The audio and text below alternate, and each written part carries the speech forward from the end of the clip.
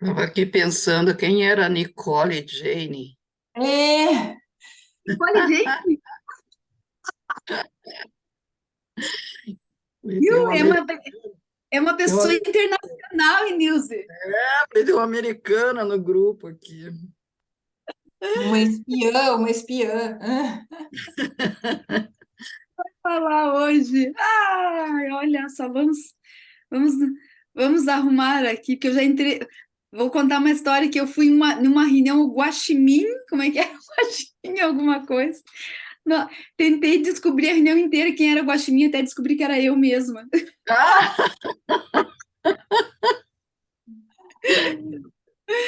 Falei, nossa, quem que entra numa reunião chamada Guaxinim? E não, e tinha um sobrenome, Guaxinim, eu nem lembro o Não que é era. pouco ainda, né? Mas o teu tinha Nicole e alguma coisa aí também. Nicole Jane. Jane. Ah, tudo Ai, bem com vocês? tudo E bem. você? Tudo, tudo. Esperamos mais um minutinho só, porque o pessoal entra 8h02, 8h03. Este povinho aqui. Tá chuvinha, tá estragando a casa de vocês por aí também? Tá chuvinha? Nossa, gente, ontem não Muita, dava né? para andar na minha casa de tão molhado tudo. Verte água. Gente Que do céu, foi, e perigo né? verte por tudo, e perigo de cair, né? Os dois. É, Ai, Bem. Jesus. Se a gente atravessar essa inundação aqui, o resto vai estar tranquilo. Nossa, a rua atrás da minha casa aqui caiu. Metade da rua caiu. sério? Por causa da água, tem uma manilha que deslocou, que passava por baixo do asfalto. Metade, nós estamos com meia pista só para passar aqui por trás de casa, para ir para tua casa ali. Ali entre o Tingui e os condomínios ali, Isso, aham. Muita meu, já chuva. não basta o trânsito terrível que é ali já, né? Sim. Agora é uma pista única. Meu Deus do céu. Bom, acho que vamos começando 8h02, né? Dá para começar. Então, olha, já deixamos gravando, então vamos começar. Então, boa noite a todos. Bem-vindos à nossa reunião clínica do Centro de Doenças da Mama, hoje coordenada pela doutora Aline Urba, que é chefe do serviço de mastologia do DAP. E ela vai trazer para a gente uma aula hoje super importante, que é super fresca, né? Que é a atualização das recomendações para o rastreamento do câncer de mama, publicado agora pelo Conselho Brasileiro de Radiologia, Sociedade Brasileira de Mastologia, a FEBRASCO. Então, obrigada, Linei, seja bem-vinda. Boa noite a todos. É um prazer estar aqui, ainda mais atualizando sobre temas importantes e do dia a dia. Então, é isso que a gente vai falar agora.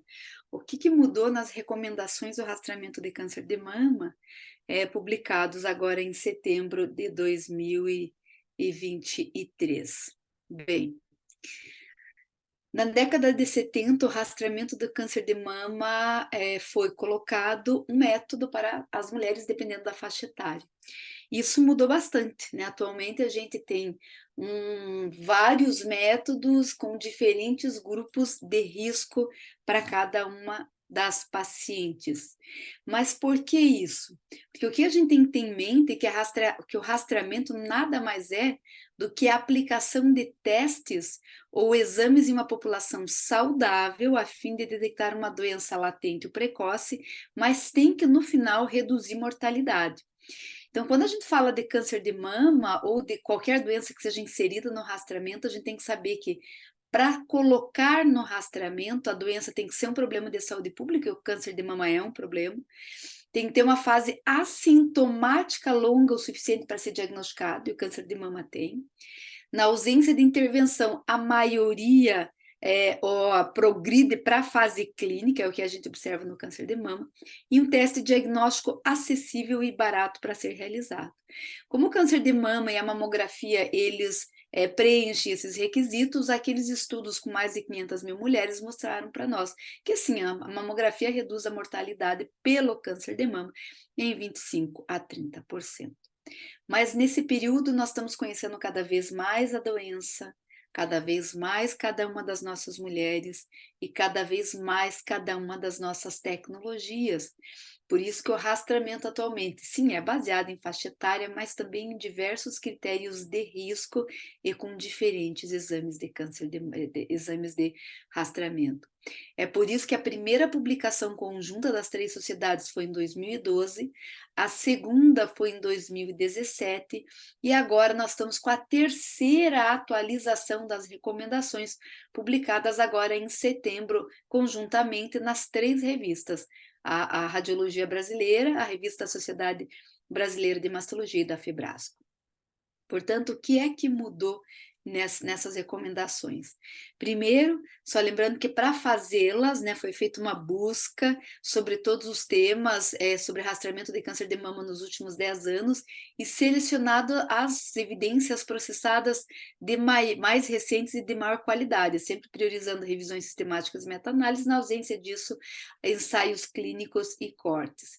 As recomendações foram baseadas nessas evidências através de um consenso das comissões e distribuídas e classificadas de acordo com votação em 4 categorias, desde a recomendação favor, quando nós temos evidências de alta qualidade, B e C, recomendação forte ou fraca a favor, dependendo da evidência, D, recomendação a favor baseada só no consenso de especialista, ou E, contra, porque não tem dados suficientes para apoiar o seu uso. E os grupos de riscos foram, então, divididos nessa recomendação, primeiro aquele de risco usual ou habitual, a seguir aquelas de alto risco já conhecidas, que é com história de câncer de mama, ou com história pessoal de radioterapia ou portadoras de mutação. Então, aquelas de risco intermediário, que é com história de tratamento de câncer de mama, ou com história pessoal de biópsia com atipia, e um grupo diferente que não tinha antes, que era o grupo de mulheres com mamas densas. Bem, vamos falar um pouquinho do rastreamento de risco habitual. Quando a gente fala disso, qual é o contexto? A gente tem que saber que, sim, o rastreamento mamográfico para as pacientes de risco habitual tem muitas vantagens, mas também nós temos que saber que não é um método absoluto, tem falhas. Então, nós temos que ter esse conhecimento para poder saber quando que ajuda e como que a gente pode melhorar os benefícios. Então, sim, os estudos mostram que reduz entre 15% a 30% a mortalidade. É difícil um método único que cause esse impacto, para melhora da medicação, mas naqueles estudos iniciais lá da década de 70, onde nós não tínhamos essa medicação, já mostrou essa redução de 15% a 30% de mortalidade em comparação com aquelas que não eram submetidas ao rastreamento. Também gera outros ganhos secundários importantes, como menos quimioterapia, menos tratamentos cirúrgicos agressivos, menos redução do número de anos de vida perdido, principalmente quando nós estamos falando da paciente mais jovem, ou retirada do mercado de trabalho para fazer o tratamento quando a gente fala desse grupo de pacientes. Mas claro que temos que saber que tem problemas também, né?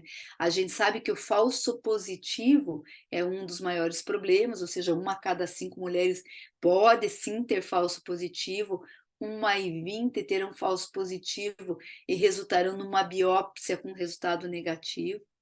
O rastreamento pode sim causar overdiagnóstico, ou seja, diagnóstico de tratamentos que não matariam a paciente. É claro que nós temos trabalhos que dizem que o overdiagnóstico não existe, enquanto tem outros que dizem que mais da metade dos tumores, dos cânceres de mama não matariam as mulheres, mas as estimativas mais realistas mostram que entre 5% a 10% dos cânceres de mama diagnosticados e tratados não levariam a óbito. Qual que é o problema? Neste momento, nós não sabemos quem são essas mulheres, então não tem como a gente sugerir o tratamento ou não procedimento da investigação nesse grupo. O rastreamento pode induzir, sim, alguns tumores radioinduzidos.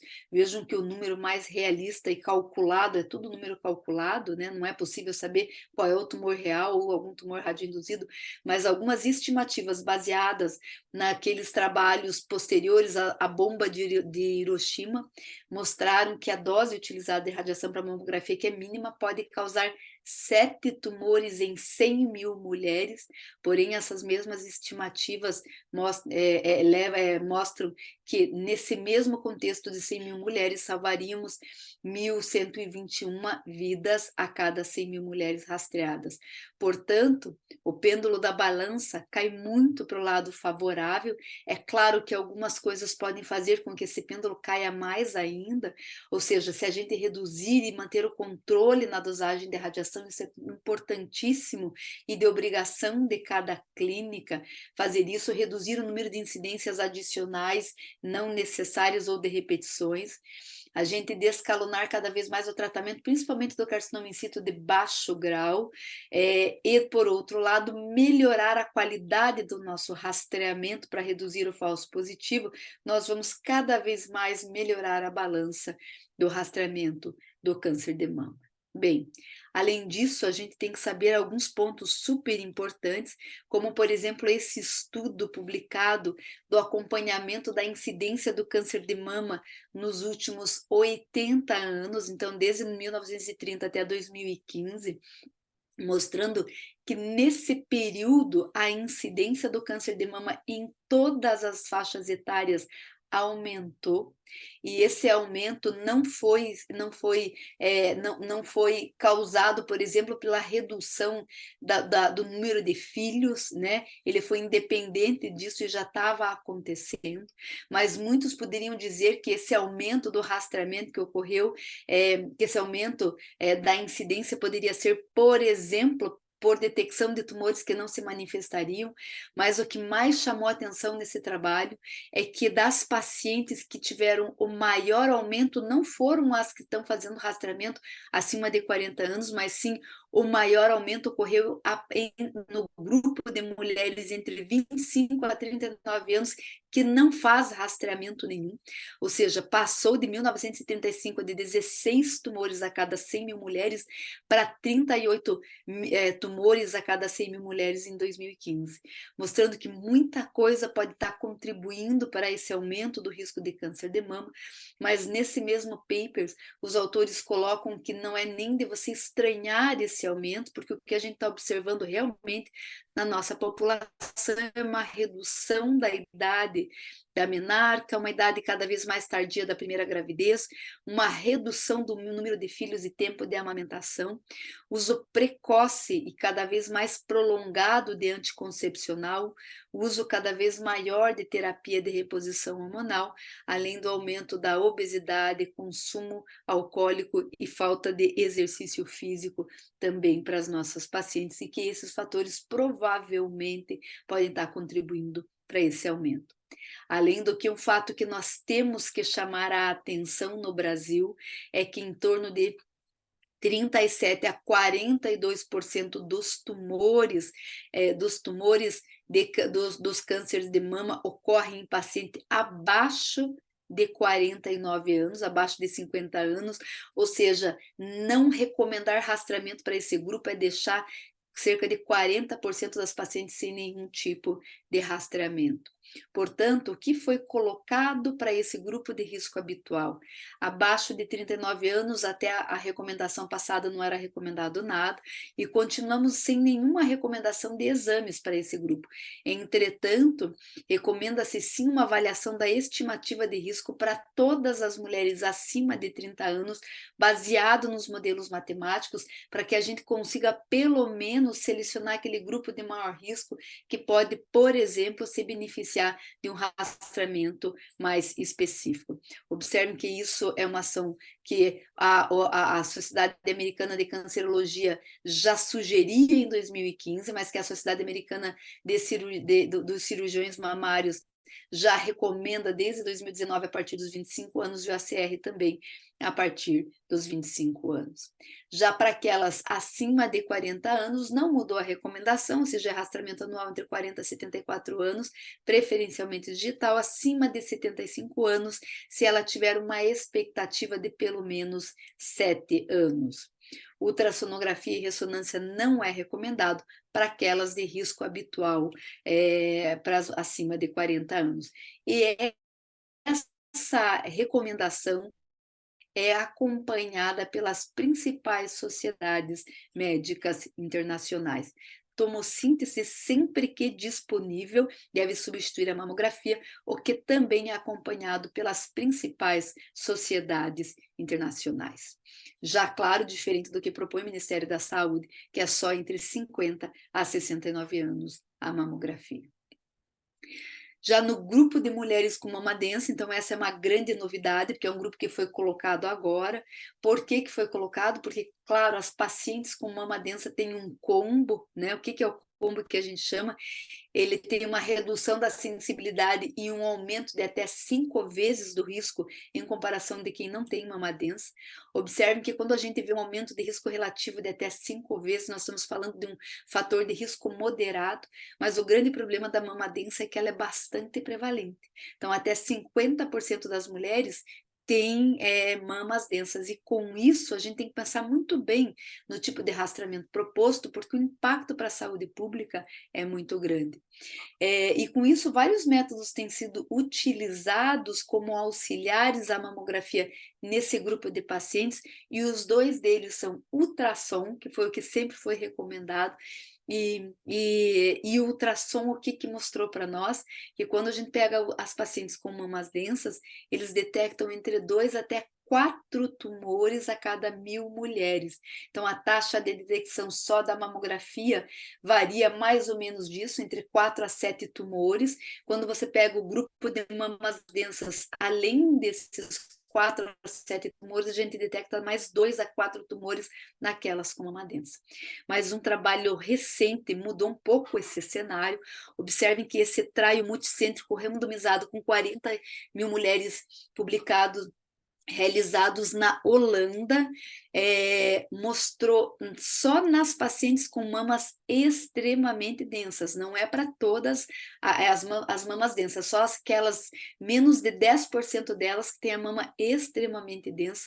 Quando você realiza mamografia, era negativa, ela era randomizada para ficar com a mamografia ou com a ressonância, e a taxa de detecção nesse grupo chegou a 16 tumores a cada 1.000 ressonâncias, uma taxa muito parecida com as pacientes de alto risco, com valor preditivo de 17%, semelhante ao do ultrassom, né? O ultrassom ele tem um valor preditivo que era de 12%, conseguiu chegar até 17% no segundo round dos programas de rastreamento do ACRIM 66, que via exatamente a ultrassonografia na mama densa, e reduziu o câncer de intervalo em 50% no grupo de pacientes com mamas extremamente densas. Isso mudou um pouco o rastreamento desse grupo. Então, o que foi recomendado para esse grupo? Mamografia, a mesma coisa, não muda nada em quem tem mama densa, mas é recomendado ressonância magnética bienal. Veja que interessante, não é anual. No estudo, eles fizeram. Tem alguns trabalhos que vieram depois desse, mostrando que a ressonância a cada 4 anos já causava um impacto bem importante, mas que o melhor custo-benefício foi entre 2 a 3 anos. Então, para quem tem mama densa, mamografia anual e ressonância a cada 2 anos, para esse grupo seria o rastreamento recomendado. E para todas aquelas mamas heterogeneamente densas, ou que não puderem fazer a ressonância, sim, a ultrassonografia é muito útil, é o método que entra como exame complementar à mamografia, tomossíntese sempre que disponível. Observe que em 2019, a Sociedade Americana de Cirurgiões mamários, eles recomendavam rastreamento suplementar, mas não falavam nada. A EUSOBI, a Sociedade Europeia, já recomenda a ressonância a cada 4 anos, preferencialmente entre 2 a 3 anos, e na ausência da ressonância pode ser mamografia e ultrassom. Já o ACR esse ano coloca aqui mulheres com mamas densas que desejarem a ressonância é recomendada. Mas o que tem que deixar enfatizado é assim, não é para todas as com mama densa, aquelas com mama extremamente densa ressonância, todas as outras ultrassonografia, mas é um grupo importante. Já aquelas que têm história pessoal de atipia, nós já sabemos, é claro, que elas têm um aumento que varia de 3 até 10 vezes maior do que das pacientes que não têm um diagnóstico de atipia. O grande problema para você propor um rastreamento personalizado para esse grupo de pacientes é que os trabalhos no rastreamento são poucos, a maioria retrospectivas para estimar risco, então é difícil de propor uma coisa baseada realmente em evidências, mas o que está indo muito nesse momento é um modelo baseado no cálculo de risco. Então, o que está sendo proposto na maioria das publicações? Que quando se pega essas pacientes que já tiveram uma história de atipia, você calcula o risco baseado nos modelos matemáticos. Se essa estimativa for para cima de 20%, você vai propor para ela um rastreamento como se fosse de alto risco, que é mamografia e ressonância magnética a partir do diagnóstico, mamografia não antes dos 30 e ressonância não antes dos 25. Se ela ficar entre 15% a 20%, que é um risco intermediário, nós propusemos como categoria D, sem trabalhos científicos, mas baseado na opinião dos experts, fazer um rastreamento só com ultrassom, porque é um grupo que tem um risco maior do que a população em geral, mas não chega a ser de alto risco. Ou então a ultrassonografia naquelas que não puderem fazer a ressonância e tomossíntese sempre que disponível. Observem que essa recomendação é que está sendo seguida pelo NSCN e pelo Colégio Americano de Radiologia, ou seja, você faz o cálculo de risco, se der acima de 20%, cai então no grupo de alto risco e você faz a mamografia com ressonância e todas as outras não. Observem que na nossa recomendação anterior era recomendada para todas aquelas que tinham atipia já fazer rastreamento como se fosse de alto risco, mamografia e ressonância. Agora é um passo atrás, selecionando mais quem precisa, que realmente tem alto risco, porque além da atipia tem uma idade precoce ou tem uma mama densa, e aquele grupo que não cai reduziria um pouco o rastreamento nesse grupo. Já aquelas que têm história pessoal de carcinoma mamário invasor ou in situ, a gente sabe que também tem um risco maior de desenvolver um segundo tumor, tanto numa mama quanto na outra, associada com aquele combo, ou seja, menor sensibilidade da mamografia e, portanto, maior número de carcinoma intervalar. O que os trabalhos nos mostram para o rastreamento complementar desse grupo de pacientes que tem um risco maior do que o habitual? Quando nós rastreamos eles com ressonância, nós teríamos uma taxa de detecção de 8 a 18 tumores a cada 1000 exames, mas as evidências são fracas, baseadas em estudos predominantemente retrospectivos. Por isso que para esse grupo de pacientes, os benefícios são melhores estabelecidos só para aquelas que tiveram um diagnóstico muito precoce, abaixo dos 50 anos, ou que tenham mamas densas, ou seja, associando 2 fatores de risco. O ultrassom é útil nas pacientes que já tiveram tumor? Sim, é útil. Detecta entre 2 a cada tumores, mas com falso positivo e baixo valor preditivo, e pode ser utilizada quando a ressonância não é utilizada.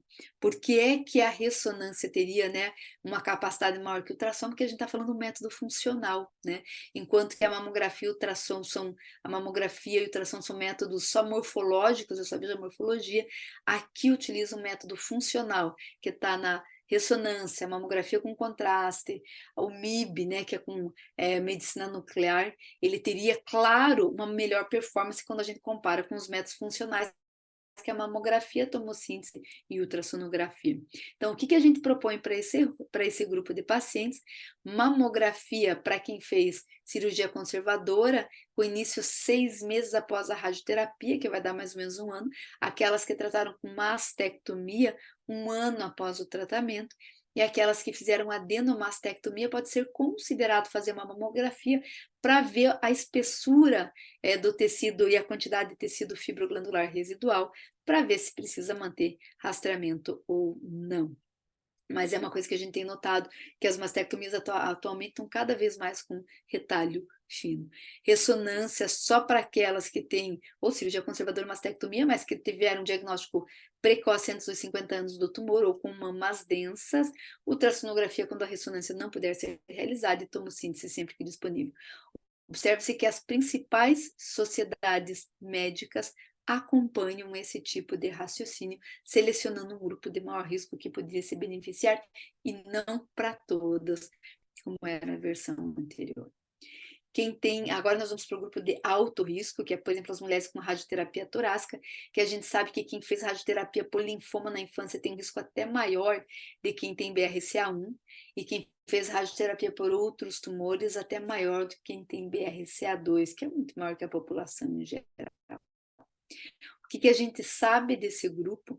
Que quem faz a radioterapia entre 10 a 14 anos, que é a fase que a mama está se desenvolvendo, tem um aumento do risco relativo de até 22 vezes de ter câncer de mama em relação a quem nunca fez radioterapia. E se faz na segunda fase de desenvolvimento das mamas, que é dos 15 aos 19, que a mama ainda está se desenvolvendo, tem um aumento de 14 vezes em relação a quem não fez radioterapia. Observem que o tempo para o desenvolvimento do tumor é de 10 anos, mas se mantém até 30 anos após a radioterapia. Com isso, seu maior risco entre 10 e 14, o pico de incidência para quem fez radioterapia na infância e na adolescência é entre 20 a 29 anos. A gente tem que começar a rastrear muito precoce essas mulheres, mas se mantém até os 60 anos. Portanto, não foi mudado nada, continua com a mesma recomendação: mamografia e ressonância após 8 anos da radioterapia, mas não antes dos 30 e dos 25 para ressonância. Ultrassom quando a ressonância puder ser realizada, e tomocínese quando disponível, o que é compartilhado pelas principais sociedades. Observe que o NCCN coloca uma nota bem importante, que é considerar tanto a mamografia com contraste ou a mamografia com medicina nuclear para aquelas que não conseguirem fazer ressonância, e o ultrassom para quem não tiver acesso ao método funcional. Para aquelas que têm forte história familiar, então a gente sabe que a maioria das vezes, quando faz um teste genético, você consegue saber a mutação, mas tem algumas famílias que a gente não consegue, o teste é negativo ou não teve acesso, mas naquelas que o teste foi negativo e que o cálculo foi através dos modelos matemáticos, o que a gente observa é que o tumor ocorre um pouco depois do que ocorre, por exemplo, no grupo de BRCA1 e de BRCA2, ou seja, 80% a 90% deles ocorre entre 30 até os 60 anos. Portanto, o que é proposto para esse grupo? Observem que aqui houve uma mudança. A gente considerava o rastreamento a partir dos 25, a ressonância, e dos 30 a mamografia, e nós elevamos a ressonância um pouquinho depois, porque esse tumor aparece um pouquinho depois. Então, mamografia e ressonância não antes dos 30 anos. Ultrassonografia e tomocínese também, o que é seguido pelo ACR, mas o ACR ainda mantém a ressonância entre 25 e 30. O NCCN também, para esse grupo de pacientes com forte história familiar, mamografia aos 30 e ressonância aos 25 ainda. Assim como já a Sociedade Americana de Cancerologia coloca a mamografia e a ressonância um pouco depois. Veja que não tem muita convergência. Essa indicação aqui no Brasil está mais ou menos no meio termo, ou seja, um pouco depois do que a gente propõe para as mutações genéticas, mas não tanto como a Sociedade Americana de Cancerologia. Já para as portadoras de mutação genética, a gente está conhecendo cada vez mais cada mutação, né? E também conhecendo a faixa etária que elas acometem, principalmente que o BRCA1 é mais precoce e o TP é 53, ou seja, a mediana de câncer de mama para quem tem Lifraumene seria em torno dos 34 anos. BRCA2 um pouquinho depois, a partir o pico dos 30 aos 49 anos, alto risco depois. Veja que as outras mutações também um pouquinho mais tarde. Com isso, uma outra grande preocupação é se a mamografia nesse grupo com mutação é importante ou não. Essa é uma meta-análise para avaliar exatamente isso, mostrando para nós que quando a gente fala de BRCA1, observe que como eles têm pouco carcinoma in situ, tem menos que 3% de carcinoma in situ no grupo de BRCA1, a mamografia tem uma performance muito baixa, 35% de sensibilidade, a ressonância 88%, uma performance muito boa. Quando eu somo as duas, eu chego numa performance de sensibilidade de 92% dos tumores. Ou seja, eu melhoro com a associação da mamografia só 3%. mas observem que para o BRCA2, como ele já aumenta um pouco o percentual de carcinoma ductal in situ, não chega a 30% como dado de risco habitual, que tem as pacientes de risco habitual, cerca de 30% dos tumores são carcinoma in situ. Já o grupo de mutações BRCA2 e as outras mutações fica em torno de 15%, que é maior do que o BRCA1, que é em torno de 2, 3%. Então, com isso, a sensibilidade da mamografia aumenta, a da ressonância diminui um pouco, mas quando a gente soma as duas, veja que eu chego na mesma sensibilidade, mas eu tenho um acréscimo da mamografia maior do que para o BRCA1. E quando eu pego aqueles casos de tumores detectados só na mamografia, observe que para o BRCA1, tanto antes quanto depois dos 40 anos, eu só tenho 5% dos tumores que só são detectados na mamografia. Já no BRCA2, tanto antes como depois dos 40 anos, cerca de 30% dos tumores são detectados só na mamografia, mostrando que para o BRCA1 realmente é uma mamografia limitada. Para as demais mutações, a mamografia é importante. E isso mudou, sim, um pouco as recomendações. Nós dividimos as mutações em 3 grupos atualmente.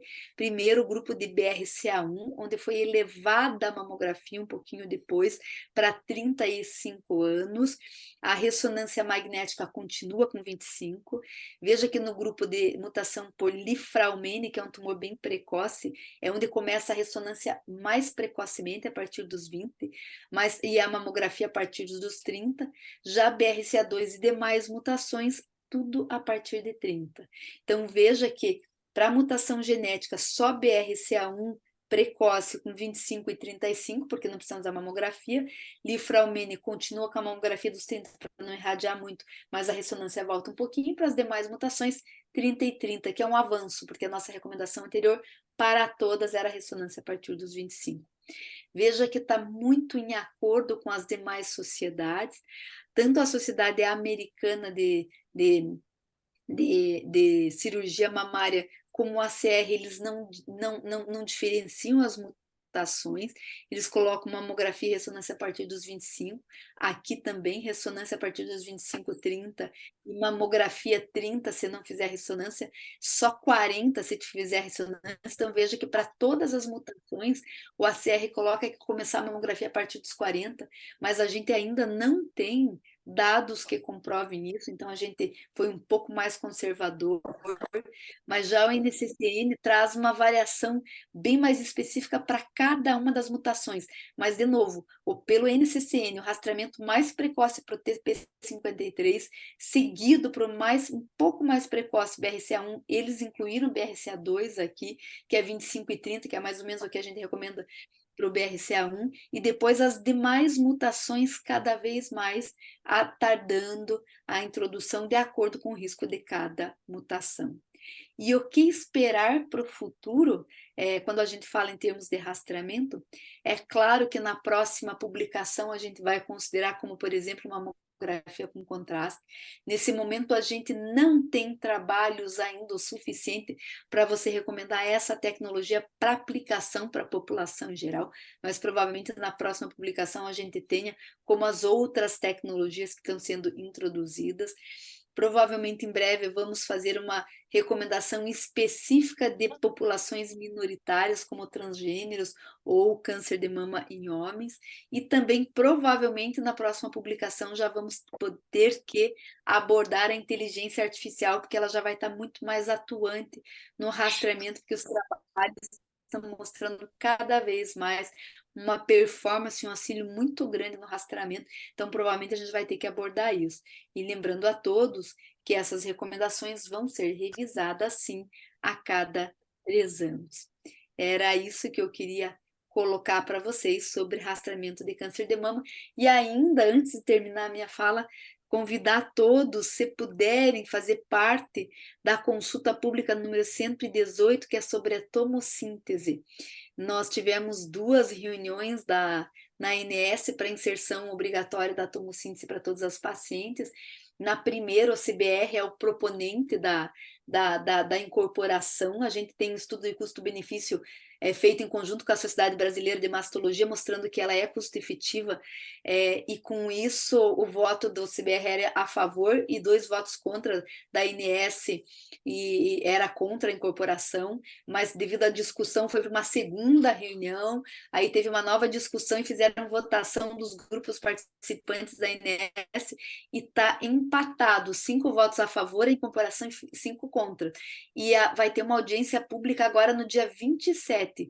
É muito rápido participar da consulta pública, dura menos de 5 minutos. Se vocês não se importarem, eu vou colocar um textinho que nós estamos inserindo com todas as coisas que a ANS coloca, que é no síntese, e o rastreamento não traz benefício, que causa mais problema do que dano. Enfim, mas se vocês tiverem o tempo, é só inserir o CPF, colocar a justificativa e marcar o terceiro campo, que é discordo da recomendação. Só que a recomendação é discordo, porque a ANS não quer incorporação. Então tem que discordar, ia nos ajudar muito a tentar incorporar a tomossíntese como um exame obrigatório. Era isso que eu queria compartilhar com vocês. Obrigada, Linei. Como sempre, muito clara, muito didática, sempre nos acrescentando cada vez mais aqui nas nossas reuniões, né?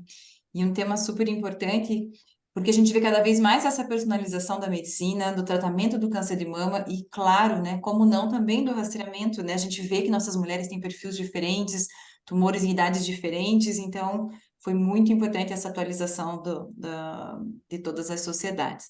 Eu acho que o que mais contribuiu, eu acho que os extremos a gente até tem mais ou menos uma noção, é baixo risco, alto risco, como conduzir, claro que teve suas mudanças ali no alto risco, mas esse perfil de paciente intermediário, né, que a gente nunca sabia quando começar uma ressonância, a gente era aquela coisa mais no achômetro mesmo, então acho que isso esclareceu muito, principalmente para esse risco esse perfil de pacientes de mama densa, né, que predomina tanto no nosso consultório, e a gente ficava, quando pedia ressonância, não pedia, então acho que foi muito esclarecedor e vai ser muito benéfico para nossas pacientes.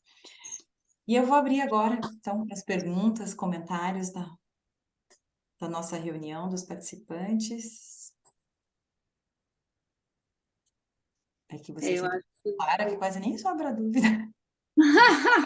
É um tema que a gente discute bastante, mas que é importante, né? Porque é um tema prático do dia a dia e tudo mais. Uhum. Oi, Lili, tudo bem? Prof. Cleverton. Tudo jóia? Assim, uma dúvida só em relação ao rastreamento dos pacientes lá com radioterapia prévia de tórax. Se existe alguma orientação, algum comentário que você colocou do ponto de vista de rastrear com mamografia e ressonância, né? Em relação ao fato delas já terem sido irradiadas de tórax, se você usar mamografia de rotina para o rastreamento. Existe alguma recomendação? Isso não faz diferença? Você colocou que nós temos um aumento de risco da mamografia em torno de 7 para 100 mil, né? E se nessas pacientes, eventualmente, você poderia ter um incremento de risco. Obrigado. É super importante essa colocação, até além da radioterapia, né, Cleverton? O P53, o Lifralmene, que também poderia ter esse tipo de problema, e BRCA1. Mas o que a gente vê o que a gente vê no perfil das pacientes que fizeram radioterapia é que a quantidade de tumores de grau moderado, e até tumores bem diferenciados, ele é importante, ele é um perfil intermediário entre o BRCA1, que é um tumor bem agressivo, né, 80% G3 e receptor negativo, e já as pacientes pós-radioterapia, eles têm geralmente G2, né, moderadamente diferenciado ou bem diferenciado. Então, a mamografia contribui bastante nesse grupo também.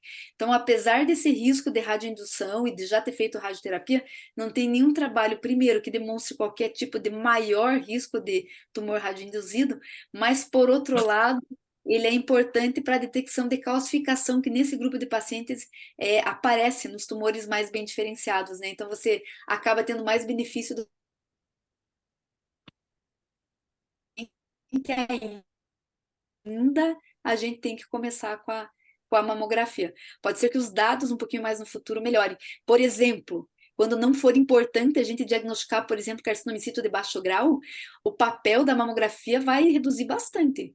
Porque o que a gente quer quando faz mamografia com ressonância? É detectar o carcinoma in situ de baixo grau. Porque o de alto grau, a ressonância pega muito bem, tem neoangiogênese né, e a sensibilidade da ressonância é muito maior. Não só a ressonância, né? Qualquer método funcional vai pegar, porque a mamografia pega a parte calcificada, que é o carcinoma in situ de baixo grau. Aí, a partir do momento que a gente puder dizer assim, ó, carcinoma in situ de baixo grau, não precisa mais a gente ter esse diagnóstico, o papel da mamografia vai reduzir bastante. Tanto que nessa recomendação da Sociedade Europeia, eles foram super digamos, avançados e colocam que para mama extremamente densa, que tem uma quantidade de uma radiação muito grande, né? A mama extremamente densa, para você poder passar, a dose de radiação vai lá para cima.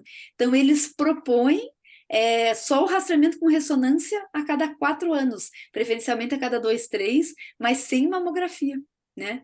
E o ACR também já está indo numa coisa mais conservadora, que se fizer a ressonância a partir dos 25 ou 30 para mutação genética, só começa com mamografia a partir dos 30.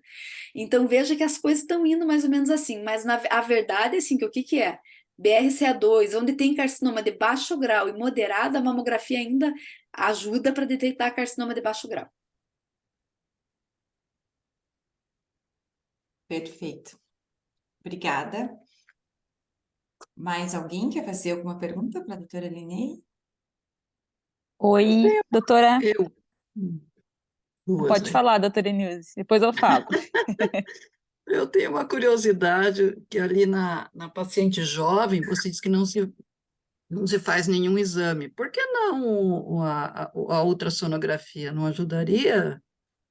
Não daria um pouquinho mais assim de É um segurança? É uma excelente pergunta, né? Porque, teoricamente, o ultrassom não traz radiação, o custo é baixo, né? E você conseguiria detectar. Mas sabe qual que é o problema da ultrassonografia nesse grupo? É que tem muita alteração no ultrassom que não é tumor. E que é muito difícil você diferenciar de tumor. Então, assim, o número de nódulozinhos que não são o clássico B3 do nódulozinho e que você acaba tendo que indicar biópsia é muito grande. Então, o custo-benefício do número de tumores que você detectaria nessa população não é válido pela quantidade de biópsia. E daí, quando fala em biópsia, fala em ansiedade, custo. Então, em termos de saúde pública, nesse grupo abaixo dos 39 anos, por enquanto, na incidência do câncer de mama atual, ele não é custo efetivo. Mas o que a gente está vendo é que a incidência está cada vez aumentando mais nesse grupo. Então, está se falando muito de rastreamento nesse grupo abaixo de 39 anos, mas ainda no Brasil, o grupo abaixo de 39 anos representa 17, tem um trabalho, aquele Amazona 3, né? Representa 17% dos tumores, é muito. Habitualmente nos Estados Unidos, em países de primeiro número, representa só 7% dos tumores, mas para nós representa bastante. Então, talvez se continuar esse pico de incidência aumentando, daqui um pouquinho a gente vai ter que falar em rastreamento nesse grupo também, né? Mas por enquanto não. Então, o que está sendo. Assim, aí é um grupo que tem baixa incidência. Classificação para tentar pegar os pacientes de maior risco e colocar no rastreamento, uma tentativa de melhorar o rastreamento. Entendi, Lenei, obrigada. E tem bastante gente querendo fazer pergunta, então eu vou organizar aqui. A Ali está na vez. A Ali, você quer perguntar? Oi, doutora, tudo bem? Parabéns pela aula, ótima como sempre. Eu entrei um pouquinho depois, eu não sei se você chegou a comentar ali ou não, mas quando a mama, em mamas extremamente densas, a ressonância começa a partir dos 40 anos junto com a mamografia? Tem alguma idade de recomendação? Exatamente, porque na verdade a paciente com mama densa, você iria identificar a mama densa a partir do primeiro rastreamento, né? E como a paciente com mama densa não cair no grupo de mutação, história familiar, o quê? O primeiro exame dela seria aos 40 anos. Então, a idade limite para você identificar esse grupo de pacientes seria aos 40. anos igual aos outros, porque quando fizesse a primeira mamografia. Então, a partir dos 40, aquele grupo de mama extremamente densa que se beneficiaria da ressonância. As heterogeneamente densas, que tem um risco de 2 a 3 vezes maior do que as lipossubstituídas, ficaria só com ultrassom daí. Então, tá bom. Obrigada. Ana Cleia, pode falar. Oi, Linei, excelente aula. Linei, eu tenho uma dúvida. Na verdade, é a diferenciação, como que vocês conseguem uniformizar a diferenciação da densa e da extremamente densa tipo assim, porque a gente tem subjetividade nos exames, né? E quando você entra com ultrassom e análise de mamografia, é muito difícil a gente ter a reprodutividade desses métodos para poder a gente dizer quem é densa e quem é extremamente densa.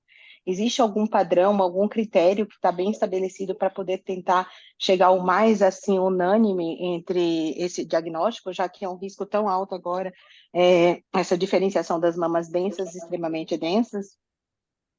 Excelente pergunta, porque tem vários trabalhos que mostram exatamente isso, que é a classificação visual, né? Porque atualmente o que o BIRADS recomenda? Uma classificação visual do padrão de densidade. E a definição, segundo a edição anterior, a 4ª edição do BIRADS, porque agora nós estamos na 5ª, né? Na 4ª edição é que a mama toda você tinha que ter, para ser mama heterogeneamente densa, você tinha que ter entre 50% a 75% de parênquima e ser extremamente densa, mais que 75% de tecido fibroglandular. Aí mudou a classificação visual. Na 5ª edição, que é a que a gente usa agora, se você tiver uma mama e ela for extremamente densa numa região, heterogeneamente na outra, você classifica como extremamente densa. Do mesmo jeito, se ela tiver alguns tecidos fibroglandulares esparsos numa região e uma mama heterogeneamente na outra, então você classifica pelaquela área que for mais densa. Então veja que a 5ª edição do BIRADS coloca que a classificação deve ser visual. E a reprodutividade dessa classificação na CLEA é baixa, bem baixa, porque é achismo. Eu olho e lembro da classificação e aí vou classificar em um desses 4. Mas veja que isso, e o BIRADS, a 5ª edição do BIRADS é de 2013, tá para ser lançado agora em dezembro deste ano de 23 ou janeiro agora do começo de 24, a 6ª edição do BIRADS. E aí, porque na 5ª eles não recomendam classificação automática, porque já tem vários métodos que fazem a classificação. O mais conhecido deles chama um método chamado Volpara, que você coloca no teu aparelho, no teu Pax, por exemplo, e ele já dá a classificação. Essa classificação automática ela é muito mais reprodutível.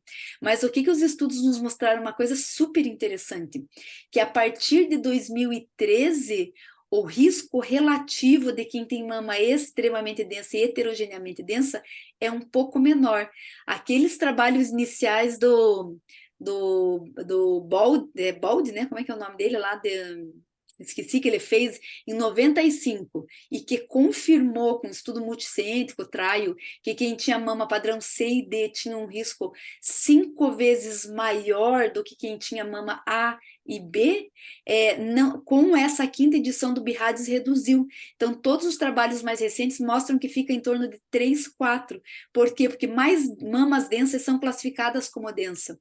Então, acredita-se atualmente que esse risco seja um pouquinho menor, de 3 a 4 vezes, mas a mama extremamente densa, que é aquelas 10%, tem esse risco que pode chegar até 5%.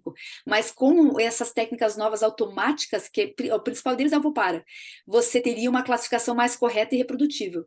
Então, eu acredito só que, na prática, por exemplo, nós no DAP não temos o Volpara, porque é um sistema super caro que você acaba comprando e te dá isso e várias outras coisas juntas, né? Mas como toda tecnologia vai reduzindo, com uma recomendação no BIRADS, todo mundo vai ter que utilizar, e aí tecnologia a baixa custo e vai ser mais reprodutível. Mas de tudo, eu acho que essa classificação de risco que está sendo o que vai mudar mesmo a forma como a gente classifica risco é quando a inteligência artificial, assim, ela está sendo muito melhor que modelo matemático, muito melhor que densidade, é o padrão de heterogeneidade que pega tudo da mama. Aí esses dias eu estava pensando como que um padrão de heterogeneidade do parênquima reflete tudo muito mais do que história familiar, do que história de atipia, do que ser heterogeneamente denso. Mas é que, na verdade, quando você vê o padrão de mama, a inteligência artificial pega detalhes sutis que o olho humano não vê, que mostra provavelmente, eu imagino, né, código genético de alto risco geralmente vai ter um padrão mais heterogêneo, mais pontiforme, com mais realce de fundo na ressonância. Então, o que vai mudar a estratificação de risco a curto prazo, acho que nos 5 anos a gente vai estar falando muito de avaliação de risco pela inteligência artificial baseada na imagem de mamografia, com critérios que muitas vezes a gente não sabe quais são. Você dá a imagem de mamografia sozinha e agora, neste momento, a performance é muito melhor do que todos os modelos matemáticos e a densidade mamária para avaliação de risco. Então, isso realmente vai mudar. Mas a mais curto prazo, essas classificações automáticas já ajudam. Bom, obrigada, Nenê. Maíra.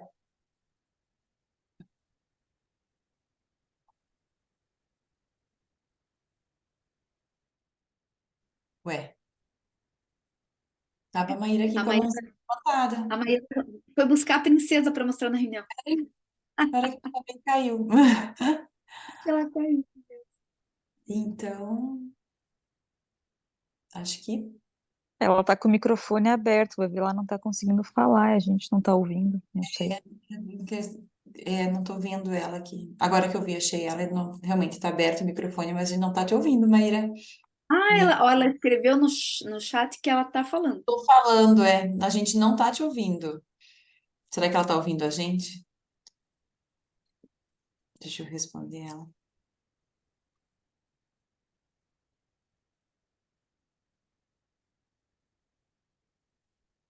Vamos ver se ela escreve mais alguma coisa, se ela pode mandar dúvida de repente.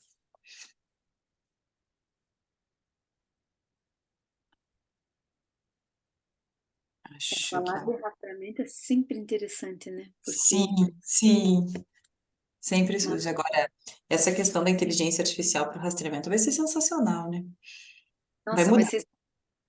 Não, e Vai. sensacional por 2 motivos, porque vai colocar cada vez mais os riscos, né? E vai melhorar muito a qualidade, gente. Todos os trabalhos estão mostrando assim, e a curto prazo vai ser melhor do que o radiologista. Então, assim, a curto prazo a gente vai ter que saber o que que nós vamos fazer. Pense num residente que nunca esquece, não tem como, né? Imagina, A gente queria ter, a gente queria ter isso colocar um chipzinho com todo o conhecimento aqui e nunca mais esquecer. Meu Deus. Nossa. Camila, pode falar.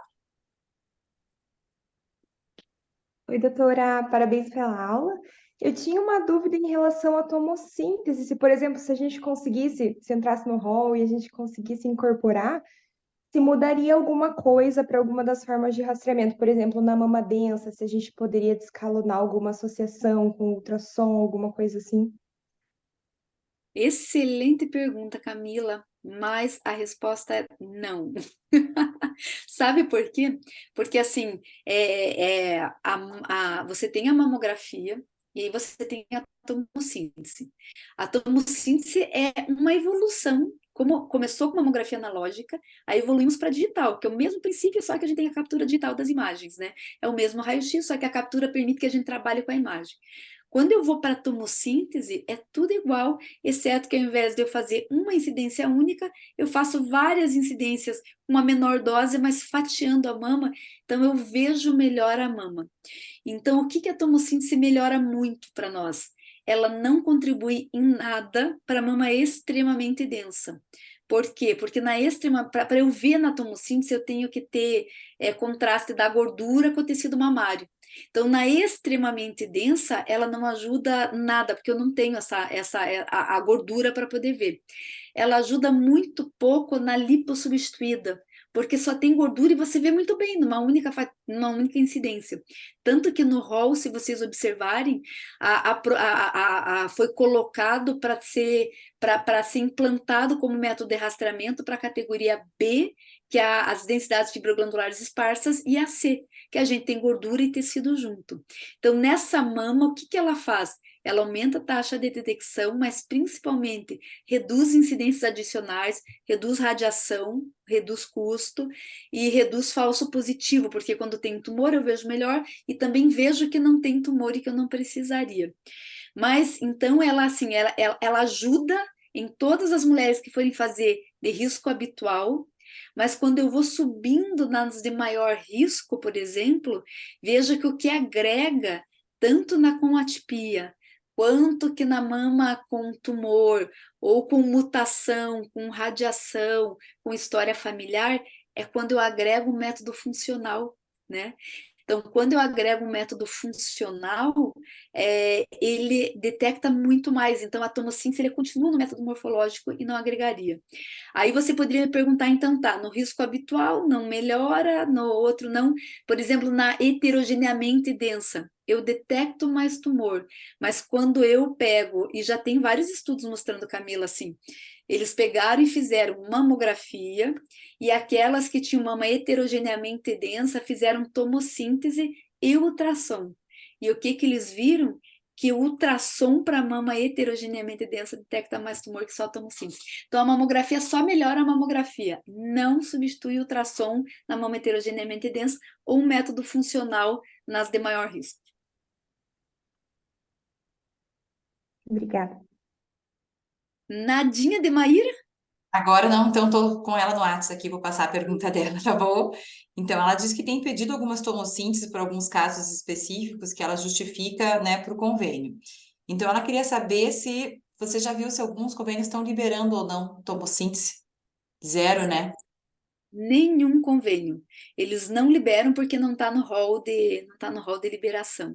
Então, por isso que é muito importante. E essa reunião que a gente teve na ANS, no meio da reunião, eles não queriam a incorporação da tomossíntese e ainda questionam o rastreamento entre 40 e 50 anos.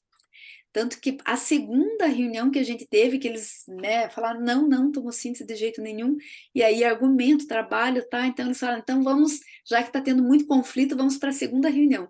Só que o tema da segunda reunião será chamar o INCA para dizer para nós por que rastrear entre 40 a 49 anos, já que vocês estão propondo a tomossíntese de 40, né, na mesma faixa etária de rastreamento, e o INCA propôs só depois dos 50.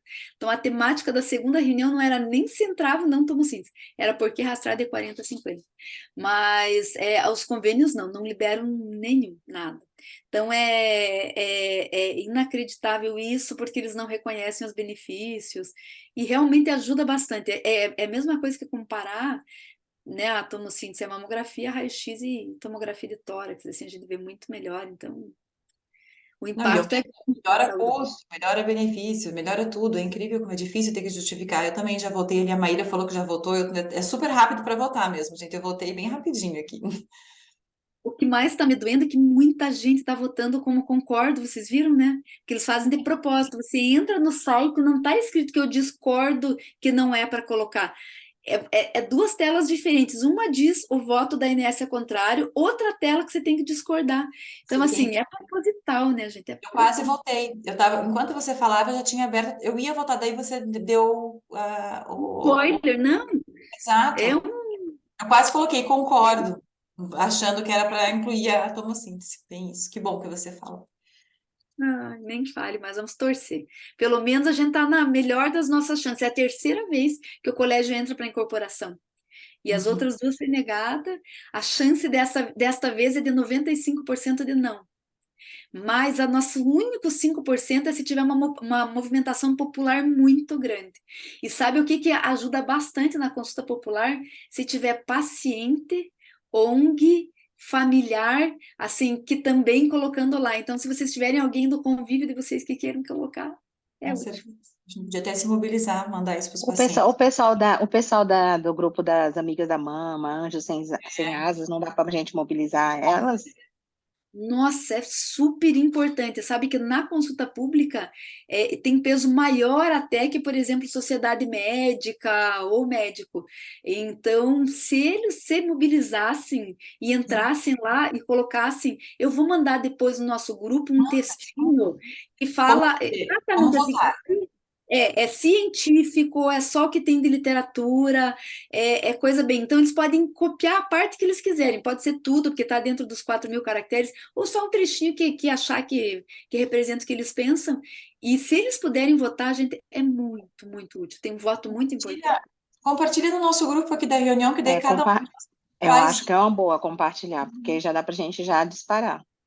Exatamente, olha, vamos lá, vamos tentar, né? A gente vai atrás dos 5%.